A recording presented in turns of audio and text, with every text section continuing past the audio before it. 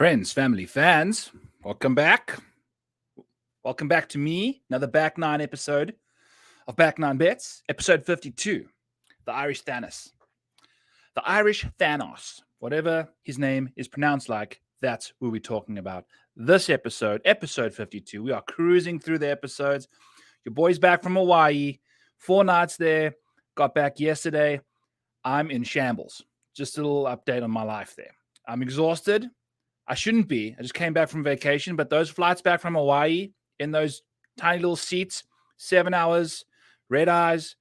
It's no joke for your big old boy sitting in economy class. I need to fly that first class nonsense in order to come back relaxed.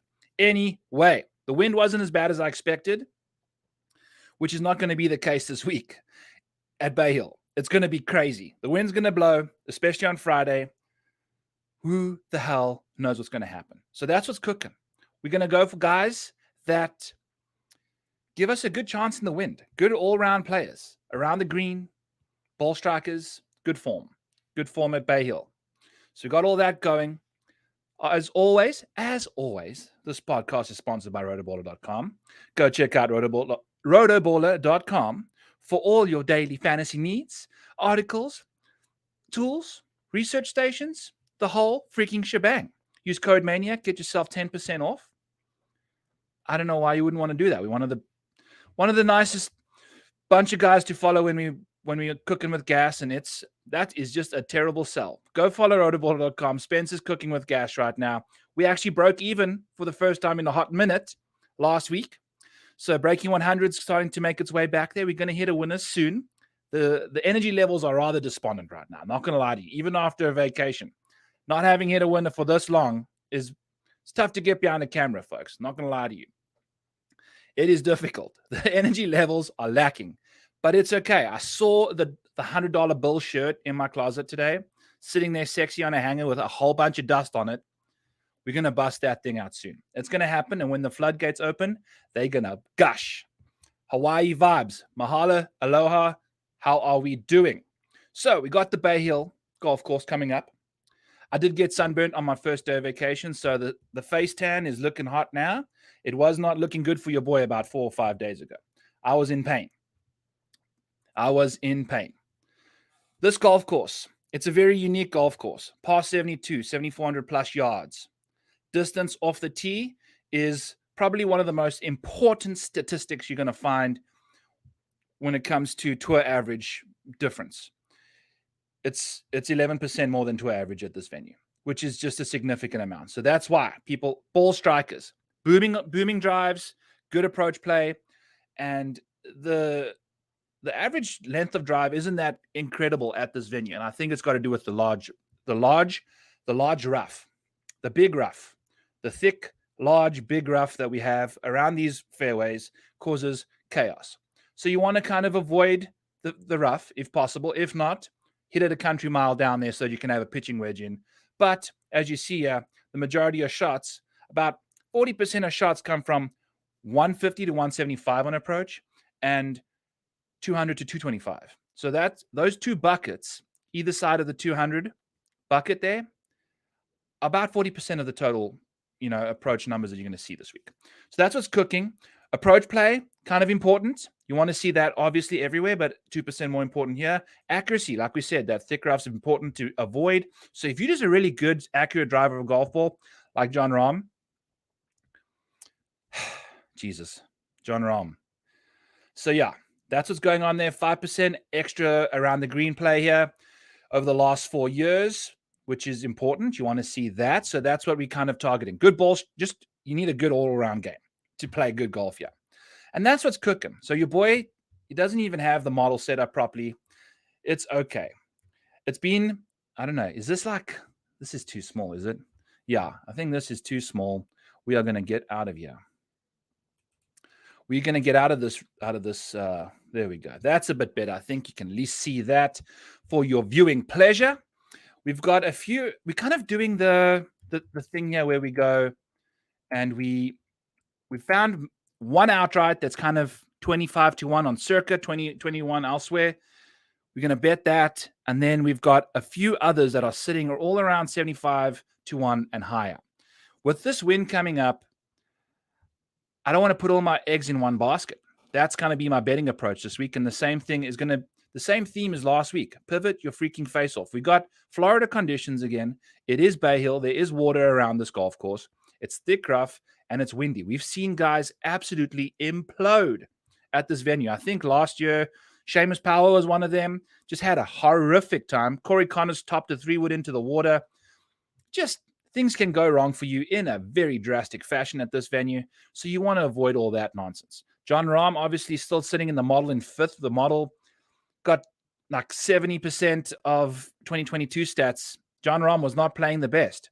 And his recent performance is just incredible. And we've ramped up all of this stuff. So anyway, here we are. Here's the model. Rory McIlroy sitting number one in the model, which is incredible to think of.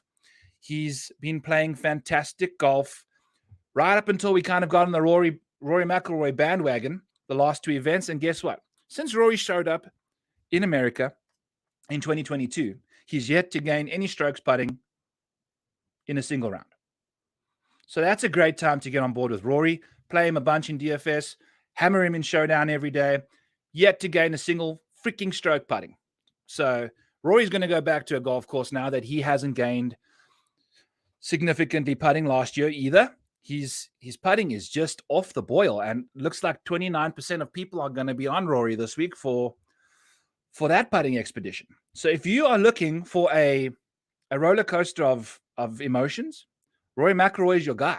30% of you seem like you're into him. He's 10-6. I understand that.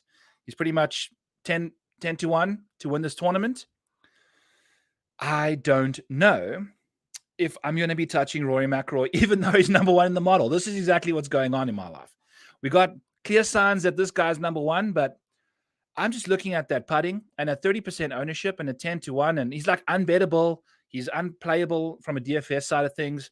And if that putting continues, he hasn't gained a single stroke putting in 8 rounds since he showed up on American soil in his last 2 starts in 2023, which is all of them. What is going on with Rory's putter? He's just broken on the greens the last 8 rounds. No good. Look at this putting, 55th in the field. Oof. Woof. And that's including wins that go back into Europe when he was playing good golf then already. Now the last 8 rounds he's played, doesn't know how to putt. It is what it is. I think he had an eagle putt at one point and made a par, or it's just disgusting stuff that Rory's doing on the greens. And we've seen what he can get up to at this golf course. The putting just left him last time. So I don't know if I'm going to be part of the 29%. We'll see. Scotty Scheffler, on the other hand, is someone that I'm willing to go to. This is my guy in the 10K range here, because John Rahm's sitting at 11.5, and he's fifth in my model because we're not adapting to his short-term success. We'll get to him. We're going down the model here. Scotty Scheffler, unbettable, minus 210 to finish inside the top 20. Can't bet that. The safety, Rory, Rahm, Cantley, these guys all have incredible safety plus top 10 numbers. Obviously, they're the best in the world. So Scotty Archer, top 10ing and safetying him. He's way all the way at 141% in the last 20 starts. The hard golf courses. Look at this for Jean Rahm van der Velde. Hard golf courses, third in the model. He loves himself a hard golf course. Does Scotty? I don't even know what I'm talking about. I'm talking about John Rahm and Scotty Scheffler at the same time. We are now talking about Scotty Scheffler. Scotty Scheffler, out of the rough, best proximity numbers you have around the green. I think that's why he does succeed at these golf courses with, I don't know if he's a big fan of the fringe. Is Scotty a fringe fan? I don't think he is. Scotty, out of the fringe, 98th in proximity numbers from the fringe, which is really interesting. It is a really intriguing thing that, these numbers are so noisy, these fringe and rough and sand numbers, but it helps you kind of maybe understand why someone, if you're trying to pick between Rory and Scotty, and for instance, this isn't a great example, but like here's JT. JT, when he's chipping from the fringe, he's he's 9th best in proximity in this field. When he's out of the sand and out of the rough, 54th and 44th. So his specialty and where he gains the most strokes around the green, most likely, I don't know. It's a very noisy stat, but, so the ADD is kicking in hard. I've kept trying to speak about Scotty, and I just keep jumping to other people. So what we love about Scotty is he's fantastic out of this rough. We've seen as this golf course gets harder over the week, it firms up. The wind is going to be blowing this golf course bone dry, and balls aren't going to be stopping on the green. They're going to be bouncing on there and rolling off the back into that thick rough, and then you have to chip out of it. Everyone's going to be chipping out of it, and we want one of the best guys that chips out of that stuff the best. He's also one of the best ball strikers. He's also the reigning champ. I was contemplating playing Scotty Scheffler as like a single bullet this week because it seems like he's establishing himself a sort of resume where he goes back to golf courses he's won at and wins, like he did at Waste Managed Phoenix Open a while ago. The putting is coming together. The ball striking is fantastic. We love everything about his game when it comes to just the brilliance that Scotty Scheffler is when it comes to scoring. He's a freaking sensation, and I love watching him do his thing. The putting for him is not making any sense. I'm just going to actually like hide. What is Patrick Cantlay doing? You see, your boy has been struggling. I've been like, it's tough, boys and girls. When you're running on minimal sleep and all sorts of stuff's going on, it is what it is. We're just going to hide that. Okay, just pretend it never happened. So Scotty Scheffler, though, the bogey avoidance, the par 5 scoring, birdie percentages, love all of that jazz. Top 12 in all 3 of those categories. Absolutely want to go there. Guy's a safe factory of success. I love what Scotty Scheffler's up to. 10-9, sign us up there. We're going there. Patrick Cantlay is going to be $9,100, 18% owned, which is very surprising to me. He's third in my model. What do we love about Patrick Cantlay? The fact that yes, my boy, we'll just take a second here. So, ScottyDoesKnow.Inc.com put out a Greg Chalmers interview today on YouTube, folks. It's one of my favorite, most enjoyable podcasts of 53 minutes that I've watched in a long time. His first big interview that he's had, he even changed and generated a brand new Scotty Does Know. I now realize what that means just reading it out loud on air. It's the opposite of Scotty Doesn't Know. So he's got Greg Chalmers on there, and he knows Greg Chalmers. He's been speaking to him. If you don't already follow Scott Holdridge on Twitter, go follow him on there and go to Scotty Does Know Inc. Scotty Does Know Inc. There we go. He does know Inc. Interesting. Anyway, the ADD, folks, is in fully fledged mode right now. I'm drinking lemonade. It's not even alcoholic, so I haven't had a sip of booze or nothing. So you're just getting your organic Linda Q right now. But go check out Scott Holdridge's interview with Greg Chalmers. It's a phenomenal 53 minutes of your life that you will definitely not regret doing. Almost said regret doing. Go watch it. It was awesome. I thoroughly enjoyed it. Patrick Cantlay, 18% ownership, $9,100, almost sitting in the 8K range. I'm going to bet Patrick Cantlay at plus 110 for a top 20. The model says we need plus 111 to bet it. I'm going to tell the model a big FU, and we're going to bet it because we love it. We got Scotty here saying, look, I'm working on the name. I love you. Look, you don't look sunburnt. Yeah, I was sunburned as balls to start off the week, but aloe vera came in clutch, and a nice hat and a bit of common sense when it comes to dodging sun rays was a key to victory over the rest of the week there. Cantlay, we saw him come in at some crazy numbers at the Genesis with ownership at the same price tag. Now he has never played you before, which is a very different thing for him. It's an elevated event. We've got obviously superstars everywhere. If you look at Patrick Cantlay, he has played fantastic golf at 2 courses that I'm kind of thinking of. If you just think of long, thick rough, long courses with thick rough, think of Murfield Village, and then there's one other one that I wanted. Was it Farmers Insurance? I think those kind of golf courses really suit his game. Oh, Quail Hollow. That was the other one. Quail and Murfield. Those are 2 courses that I really, really think you can kind of, if someone doesn't have course history, apply those courses' history to that person. And Patrick Cantlay's won twice at Murfield Village. And I feel like that course can translate very well here. You got to be incredible around the greens. You got to have accuracy and distance off the tee. aka places that John Rahm succeeds at, which seems to be every freaking where right now. But he's typically played fantastic golf, even when he hasn't been playing well at that venue. So we love Cantley here. And hopefully, if he sits under 20% at $9,100 because he doesn't have course history, these are professionals. This guy's one of the best in the world. He's not going to just show up and suck on a golf course because he's never played there before. Tom Kim has been doing it all year and been playing fantastic golf outside of the last little while. That's okay. We'll see what he can get up to. But Patrick Cantley, I really love his game. He's around the green game, fantastic. Out of the sand, there's going to be lots of sand at this venue too. And it's going to be so freaking windy, you're going to have to figure your shit out around the greens, folks. I think the green regulation percentages are going to be through the floor, not through the roof, through the floor.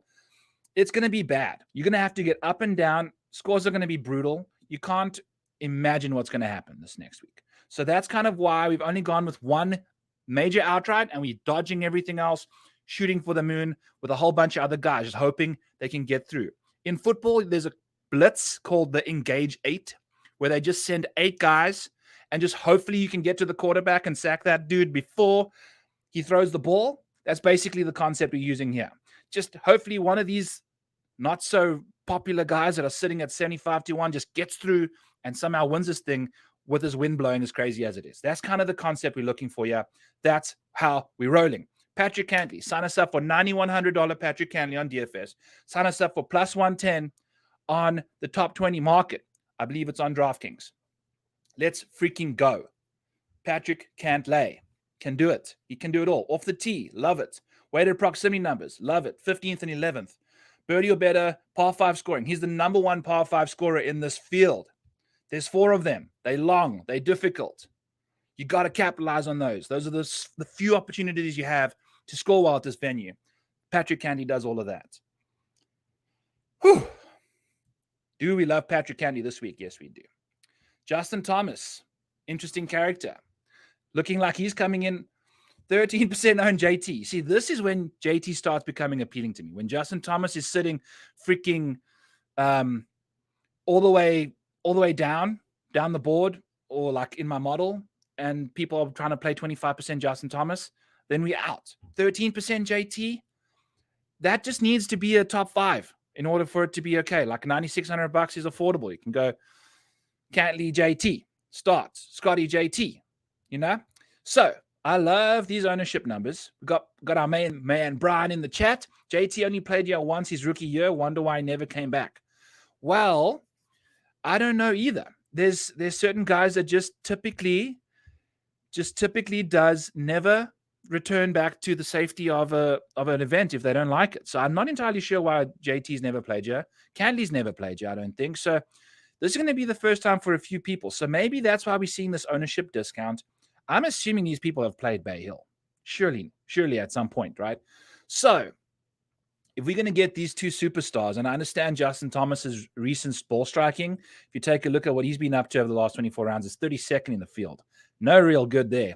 But if you think back to the Masters when it was windy, when you think back to that other the Players when it was windy, if you think back to Southern Hills when it was windy, who sticks out to you? Is Justin Thomas's ball striking. If you watch those events, he seemed to get the shittiest draw every time and still managed to absolutely play his absolute best.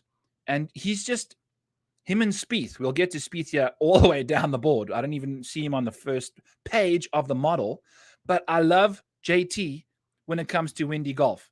I feel like he's supremely talented, but when things are too easy, he just doesn't seem to get it together. He just hasn't been playing good golf right now. And I think if it gets windy, he's one of the most talented golfers in this field. The around the green game is incredible. He's the third best around the green, and his weighted proximity numbers are the second best in approach. So if he resorts back to how he can play in the wind, boy, oh boy, has JT got a shot this week. And I like him at this ownership a lot.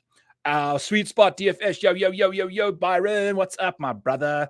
Hello, Eric. How are you, my friend? Thanks for joining. And so I don't know. JT's looking like he's going to be a sneaky little player in the $9,600 range. And then we're going to scroll down here to John Rahm, who's minus 270. The best odds you can get for a top 20 on a player is minus 270, which is ridiculous, which makes complete sense because I don't think he's finished outside the top 10 or the top 5. The only time in Breaking 100 that we bet Jon Rahm for a top 5 finish was at the Farmers Insurance Open. He finished T7. That's been his worst finish since he showed up back on US soil. So yeah, that just goes to show you the kind of luck we've been having. Things are going to normalize. We feel fine about that. We did break even on our placement and matchups last week, by the way, which is great. We've been sucking ass bad recently. Ben Taylor, plus 450 for a top 20, came in clutch, bang. And then Ben Griffin beat Cam Davis, who continues to play horrific golf and missing cuts at Corn Ferry Tour events. So we'll see what we can get up to. Jon Rahm, $11,500. Woohoo! Boy, oh boy. 28% of the field is going to be playing a $11,500 Jon Rahm in 40-mile-per-hour wind gusts on Friday. Granted, Jon Rahm, as lucky luckbox Max City as he is, seems to be going off early on Friday morning. So I don't know what to tell you. The guy just shits horseshoes. That's all he does.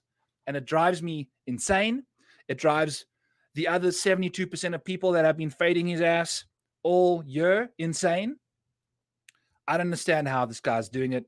The short game has been the thing that's been the most incredible. Look at this putting. The last 24 rounds, 6th in the field, putting-wise.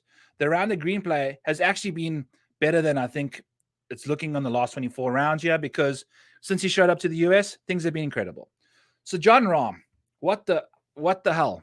11-5? Jesus, folks. What are we doing? What are we going to be doing here? I'm out. We're going to, at some point, this guy has to suck, right? Surely.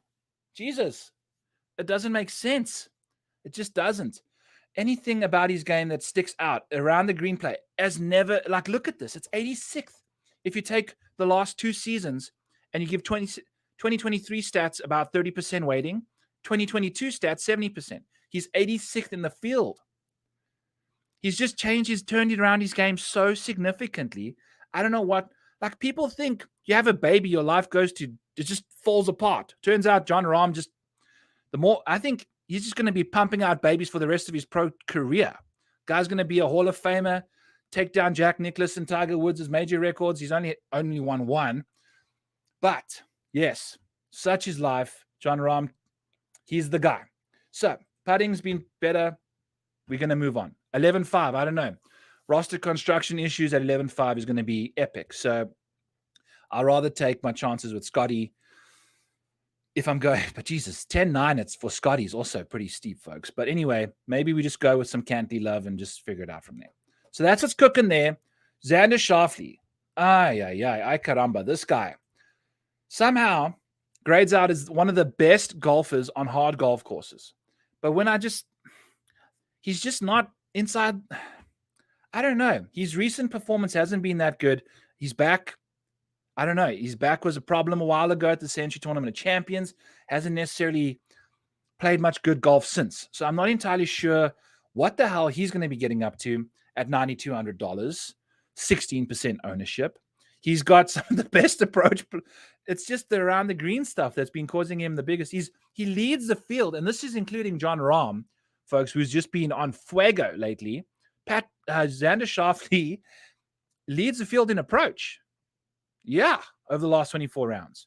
So that's what's going on in Xander's life. I don't know how he hasn't been playing much better golf than he has. Just apparently when he misses the green, it's no good.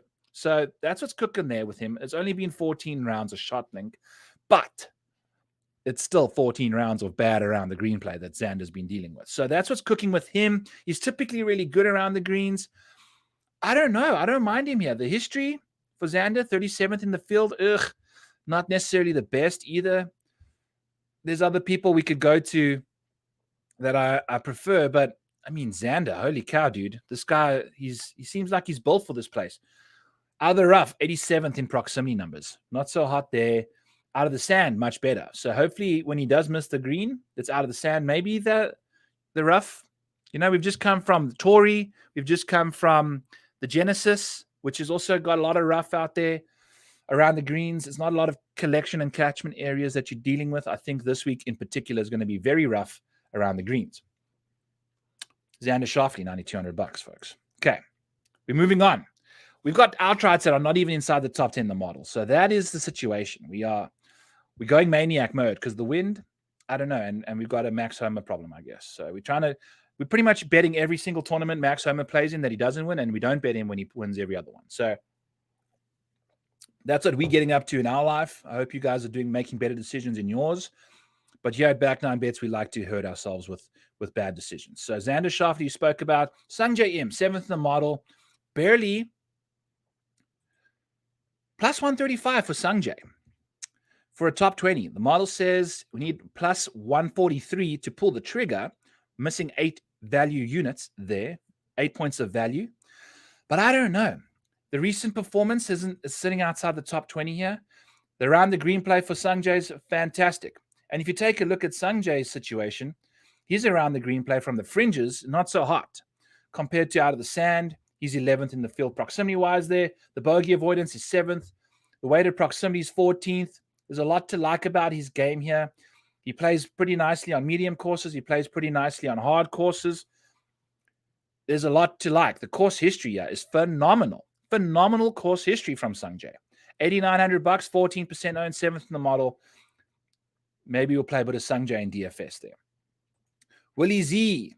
21%, $9,400, plus 105 for a top 20. Couldn't quite get there. Model suggests it's got to be plus 150-ish. So couldn't quite get there on a Willie Z tweet 20. The around the green play is going to be quite interesting for him. We'll see what he can get up to. I don't know, 21% Will Zalatoris at a venue that's going to have a bunch of wind where you require some. I mean, his short game, I don't know. I mean, look at this. The short game from 5 to 15 feet, I don't know, dudes. I think he's going to have too many par saves that he's going to miss this week. That 21% of you are going to have to deal with this week, not me. I'm out on that one. Somehow, some way, we're going to hope for some Willie Z malfunction. I don't see it this week. The ball striking obviously looked fantastic at Genesis, but I can't get behind the guy. Cannot get behind him when we need that around the green play to show up. It's going to be essential in this wind. You know, I think it's going to be even more important than if you take a look here. Like it's going to be at this level, maybe. You know, I think around. I don't know. It's going to be important. So that's what I'm saying, and that's why we're out on Willie Z. Tom Kim around the green. It's pretty sexy. Off the tee, he don't got that distance, but he's definitely got that accuracy, folks. And man, oh man, you need that accuracy here if you don't have distance, and he's got it. The putting has been woeful. It's been woeful lately.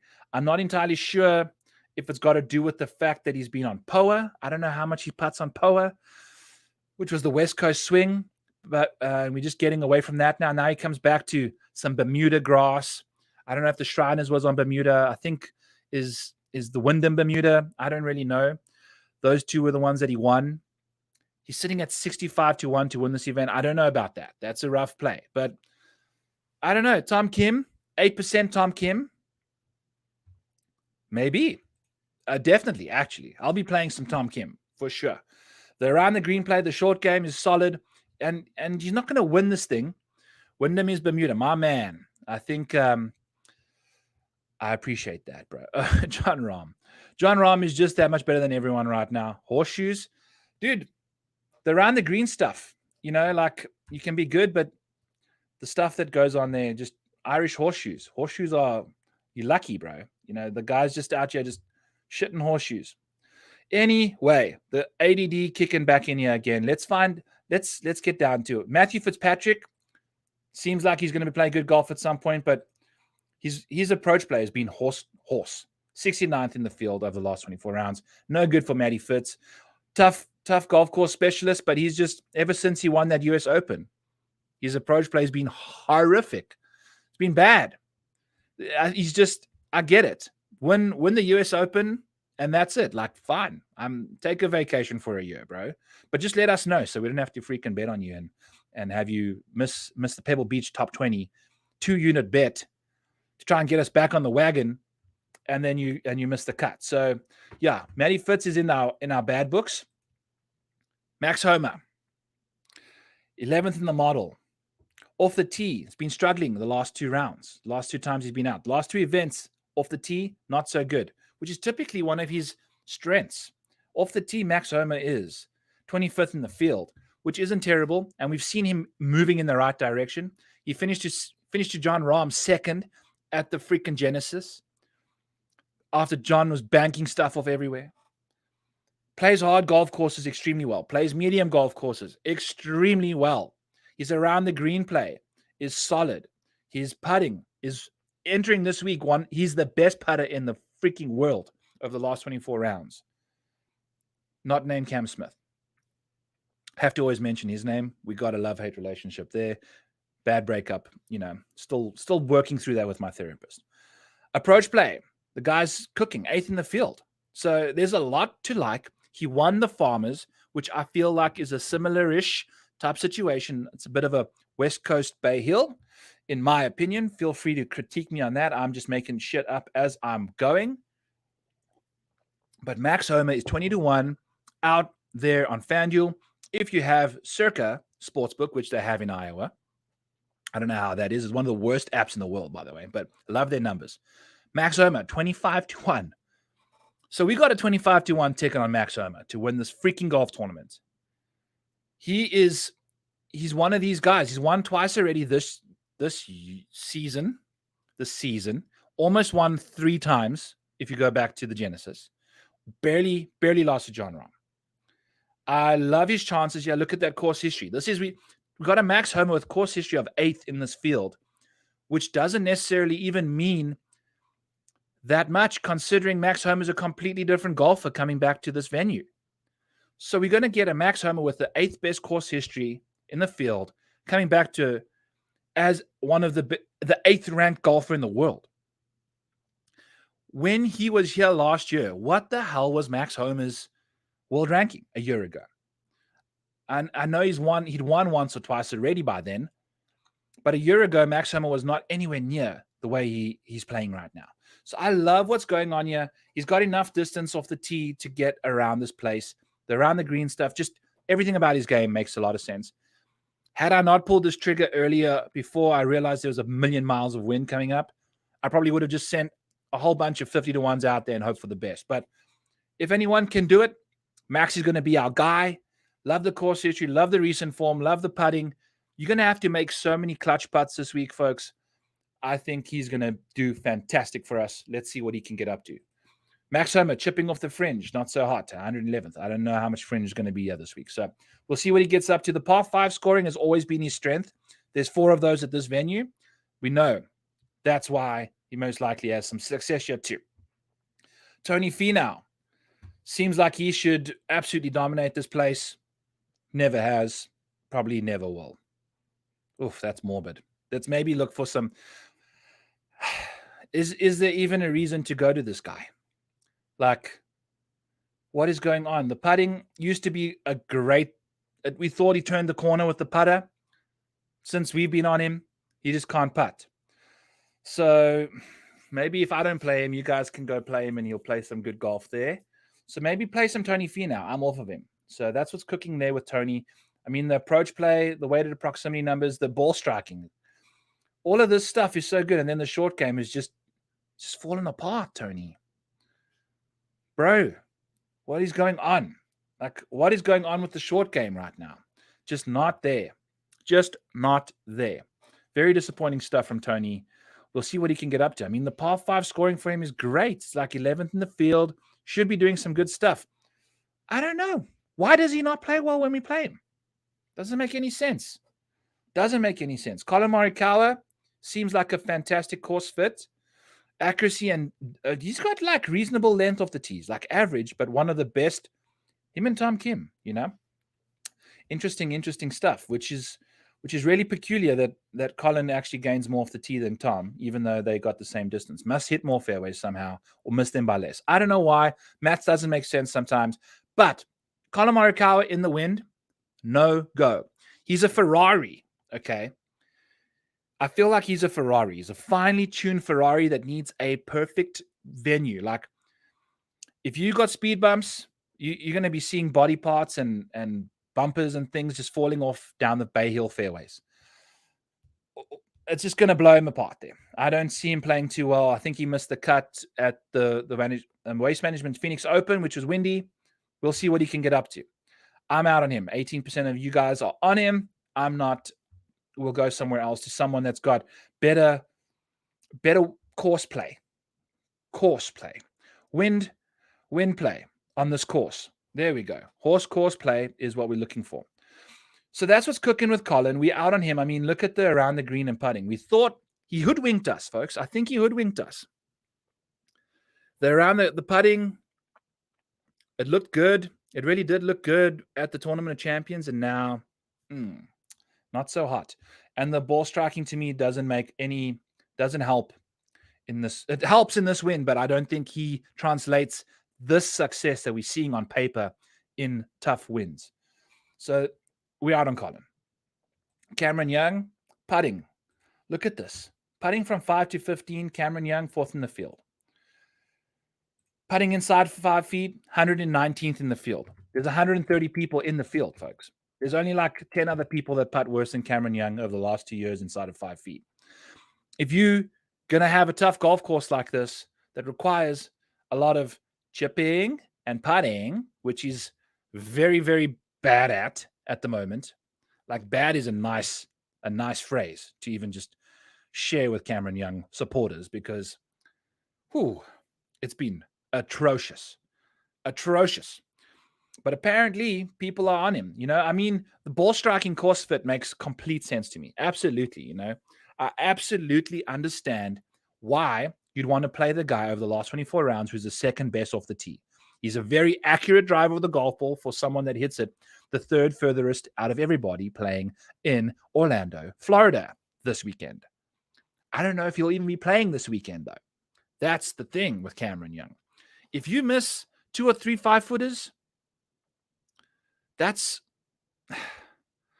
want to say that's normal, but Cameron Young misses a lot more than that. And I think at 17, like, if you're going to be highly owned and there's a massive deficiency in your game, that's the theme we always preach here. If you got high ownership and there's a glaring issue, we're out. We are out. For that reason, we're going back to Tony Finau, because I think we're just breezing over a whole bunch of 9K guys that, I mean, the 9K range might be where we live, actually, this week, which I think a lot of people will be doing. So figure out how to get freaky downstairs. As always, Cameron Young, we're out on. Hideki Matsuyama, recent performance, 37th in the field in total strokes gained.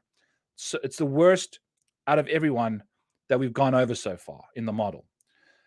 No good. I mean, everything about his game is long-term baseline stuff from 2022. It's 2023 now. It's almost March. It's the last day of April, the last day of February. There we go. Got my dates figured out finally. But around the green play, Hideki, great.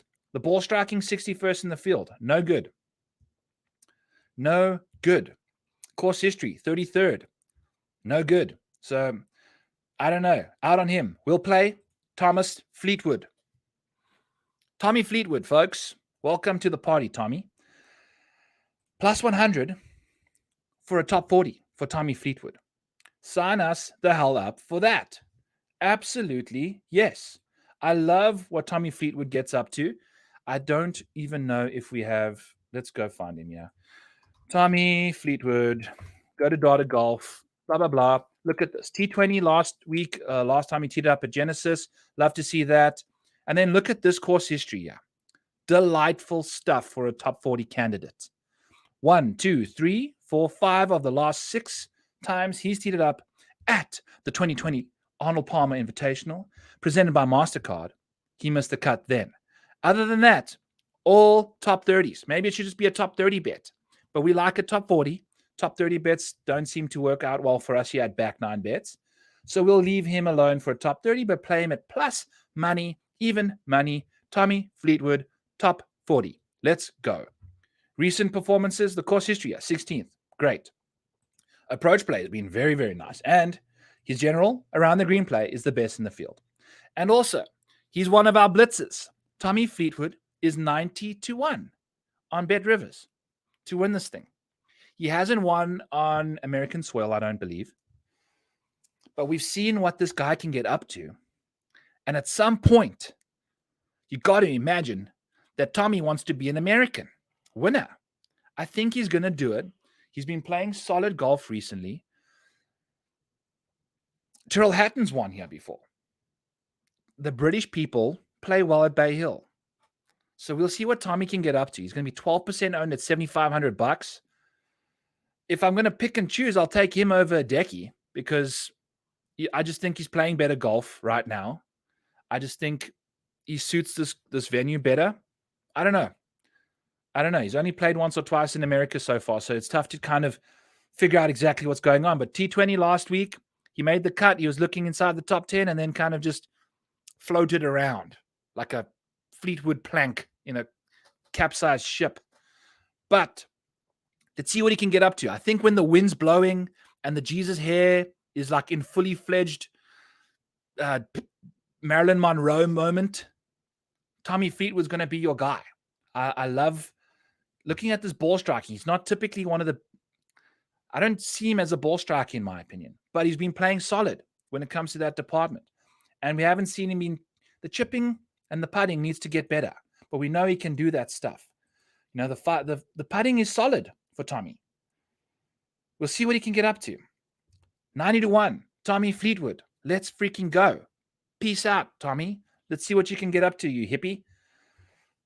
Go from one Tommy to the next, and that's Tom Hoagie. Tom Hoagie, model selling us to bet him at plus 140 for a top 40. You got two really important things you need to do well here, and he does neither. He doesn't manage it around the greens, and he doesn't manage it off the tee. And in this wind, I'm not entirely sure how that amazing approach play is going to really work out for you, Tom. Jesus. Top 40 bet. I don't know. I can't do it. I think I'll rather play the other Tom. I really rather would like to do that. Look, we don't even have the model in the right order here.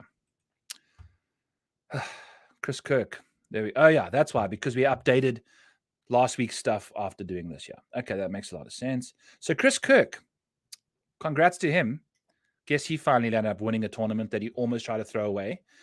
Matt Kuchar. Shout out to Matt Kuchar. We just never stood a chance from the moment he teed it up last week. So that pretty much took majority of our chances away. Benny Arn was close, but not to be. Chris Kirk, a perennial loser, makes it into the winner's circle. So I guess at some point that's got to happen. So if anything we can take away from Chris Kirk last week is Tommy Fleetwood. Let's see if he can do it, especially with this wind. This guy, Jordan Spieth, same as Justin Thomas. We were talking about him earlier. Nothing about his game is inside the top 40 right now over the last 24 rounds. Okay, around the green, 39th. Everything else sucks so bad for Jordan Spieth. Now, Jordan Spieth, in my opinion, is probably even more talented than Justin Thomas from a natural talent perspective. His swing has turned into a horrific, like a drunken sailor did Captain Ahab teach him how to do a pre-shot routine to shallow it out? Whatever it's going on, I don't know. Spieth just doesn't know how to figure it out. But we've seen him with great course history at this venue, 12th in the field, and then he wasn't playing well at the British Open 2 or 3 years ago when there wasn't much wind, which goes completely against what I'm trying to say here. But in the wind, Jordan Spieth plays fantastic golf. Okay, an Open is a bit less mechanical. It's a lot more feely-weely. And I think Spieth thrives when you have to rely on that natural talent, like we were talking about with JT. Let's see what he can get up to in this wind this week. I think he thrives better in that wind. $8,600, 11% ownership is going to be rough, though. But I guess he's $8,600. That's okay. I think if you got upside there with Spieth in the wind, sign us up. I feel like he's got a much better chance to succeed and contend to win at this place than Tom Hoagie does, which is a spot lower than him in the model. So I'm not entirely sure what we're rambling on about here, but we're going to keep on scooting down. Corey Connors, course history, pretty solid. incredibly so. I'm not entirely sure why. He just tends to play well here. I guess he just keeps it in the fairway. So good for Corey Connors, 7% ownership on Corey at $7,800. Probably land up going there a little bit. Seems like he's one of the first few guys that actually get some single digits here in the model, which most likely means that we see a little bit of value here as the model maniac back nine betters. We'll go to Corey Connors for some DFS. Sam Burns, I don't know. This guy, what's happening with his approach play? Just 99th in a field of 130? What's going on, bro? So I don't know. One of the best putters in the field, though, but one of the worst around the green. So you got to pick your poison. 11% people going to Sam Burns. We'll go to Keegan Bradley instead. $500 cheaper, 1% more owned. Keegan Bradley is also 75-1 to win this freaking golf tournament, folks. On FanDuel. Go grab yourself a Keegan Bradley 75-1 ticket. The recent performances, Keegan, boys and girls. Keegan Bradley. Let's take a look at Keegan Bradley real quick, okay? And tell you why we like him. Look at this putting. Spike putting at Farmers Insurance. We go to the Genesis. Absolutely hates the Genesis. Hates that venue. That's fine. Go all the way down here. Look at these last two starts at the API. 10th and 11th. Let's go. The putting. Just green. Across the board. Oh, man. That just screams like a DFS play to me. And hopefully this guy can win a freaking tournament. Hopefully he can win a freaking tournament, man. While we're on him. He did one at the Zozo, which we weren't on. Surprise, surprise. But love Keegan here. Love the course history of the last 2 weeks, last 2 years. Love what's going on there. He seems to gain around these greens. I don't know why. It's the same thing as the Corey Connors probably. It just suits his eye. What's he like out of the rough? It's not good. So it doesn't make any sense. It doesn't make any sense why he plays well here, but he does. And I feel like he's playing better golf now than he was last year this time as well. Max Homer case as well. So I love Keegan Bradley at 75-1. Love the course history. Love his recent form. Love the price tag. 75-1 in a field full of these dudes. We'll take it. In wind like this, we'll take it. And Keegan Bradley, just like your boy, who's got the ADD issues right now, ADHD, Keegan, in tough wind and weather conditions, he's from Boston. I love the fact that he just thrives. If you think about when we were on Keegan, was at the Wells Fargo there at TPC Potomac, when it was wind and rain and cold and crap. He thrives in those conditions. It makes his mind normal. He's like the level playing field then, because he's wondering about the wind. He's wondering about this. Like, he's not wondering about how many times he's going to twirl the club. I think he's in his comfort zone when it comes to windy performances and windy situations. Let's see what he can get up to. Love Keegan this week. Absolutely love it. Let's see what he can do. Victor Hovland, course history, thoroughbred, yeah, I guess. 20% ownership on Victor. The people love him. The people love some Victor at Bay Hill. 20% ownership. And then you get Tyrrell at 22% ownership at $8,300. Hey, yeah. It's course history. So, I guess, and to be fair, course history at this venue is one of the highest in all of the PGA Tour stops. So that makes a lot of sense. So if you're looking for a guy like a Patrick Cantlay, who has no course history here, but should translate well to a venue like this, because let's go back to Keegan here quickly okay, so he missed his first cut in 2011. I'm not entirely sure when that was in his career, but the next time he went, he was T3. So you're telling me one appearance of 2 rounds at this place changed that whole thing? Like, you can show up and just play well here, I think, right? Like, what has Max done at this place before he was good? See, you just show up and play well here. So I'm totally okay if you got a guy that like a Patrick Cantlay that we like from a comp course perspective, good recent form, one of the best golfers, all-rounded players in the world. Cool, let's go. I'm not too concerned about not having course history. And I think in DFS, that's going to be a nice angle to attack. For betting, you absolutely want a guy who's got course history because you're not playing against the field. You're playing against the godforsaken books. You want to beat those sons of bitches. So, DFS, feel free to get a little freaky without some course history. Go to guys that may be playing well now that don't necessarily have the best course history, or guys that have never played you before that play well, that play good. They're good golfers. So that's a little angle for you there to try and deal with this week. Keegan Bradley, let's go. Let's go, Keegan. Freaking hell, dude. We need a hero. Let's go. Let's send that bat signal up into the sky and hopefully he can come together for us. So let's scoot on down the board. We've got a few other guys we want to get to here before we get out of here.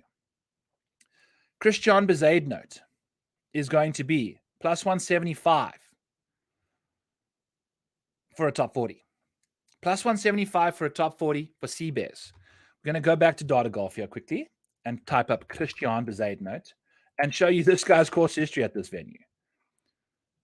This is the same kind of course history as Max Homer, folks. I had to double check there. So T18, 7th, and T20 in his 3 starts that he's been here. 2020, the last 3 years. T20 or better at Bay Hill.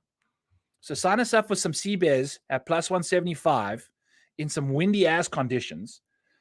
If you take a look at his stuff, plays these hard courses, 40th best in this field. For a guy that's not necessarily an elite player, he likes those hard courses. And if you play hard ones, the 40th best, and you got me a plus 175 for a top 40, sign me the hell up.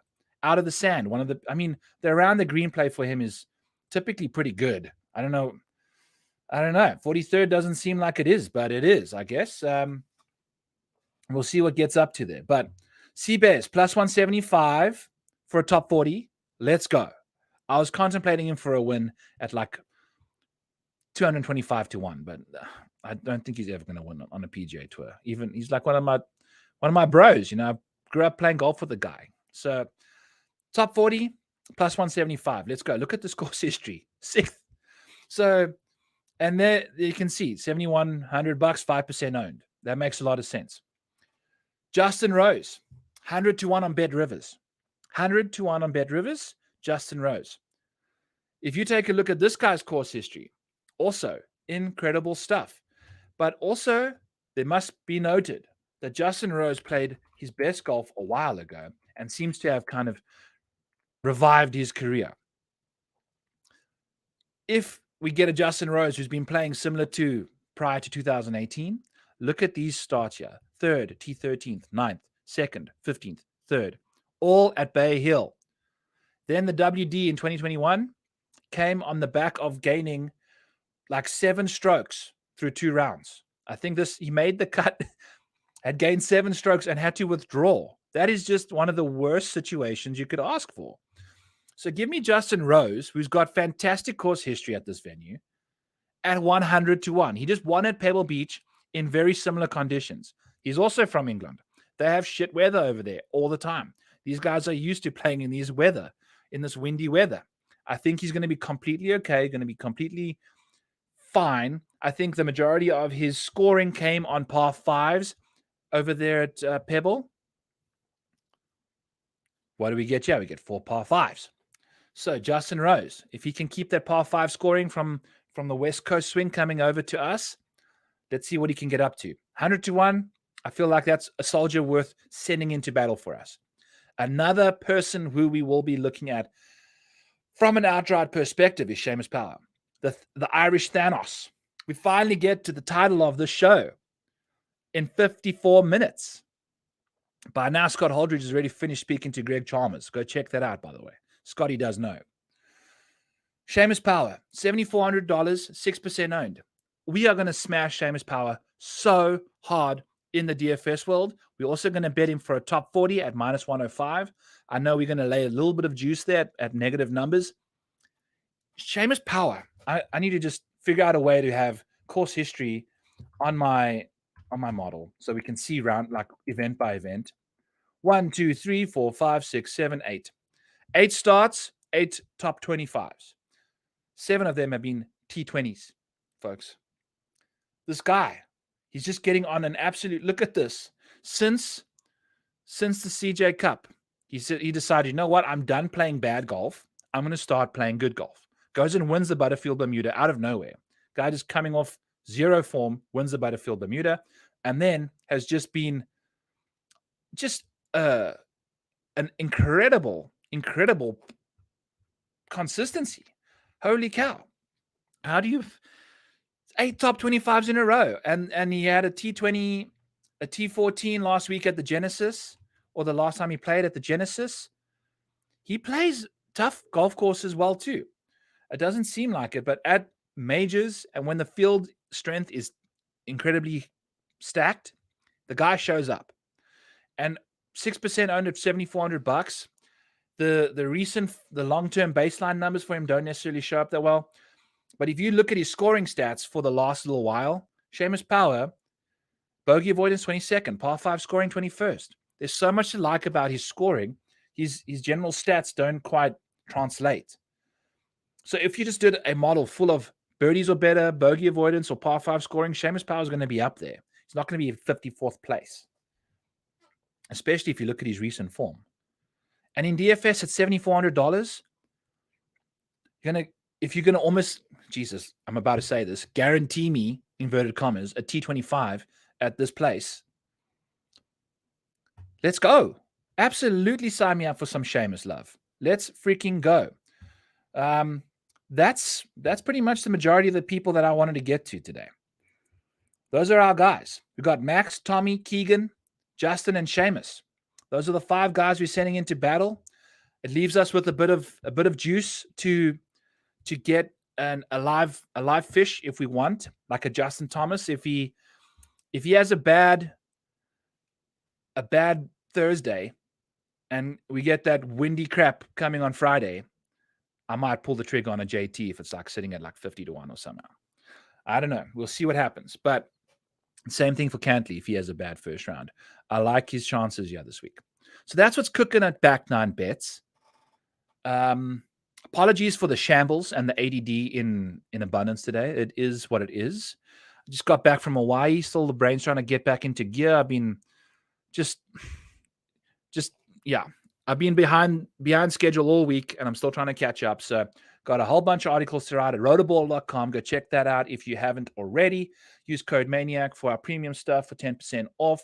Super affordable packages there for you guys because we love you. And if you love me, you will be out there supporting if you want to. And other than that, thank you for joining the show, folks. I've seen a few of you pop in and out of here as we've been rolling in. It's always nice to have some people and friends in the chat because it definitely helps get it through the pods when, we're struggling a little bit. So a winner is coming.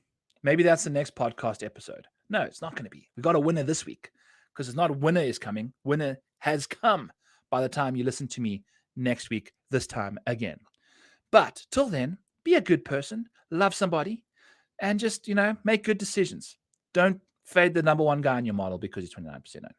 That's not what we want to do in life. In DFS, maybe we do that. We'll see. So that's what's cooking here over Back Nine Bets, folks. I've just butchered and labored this exit. So till next time, catch y'all in the back.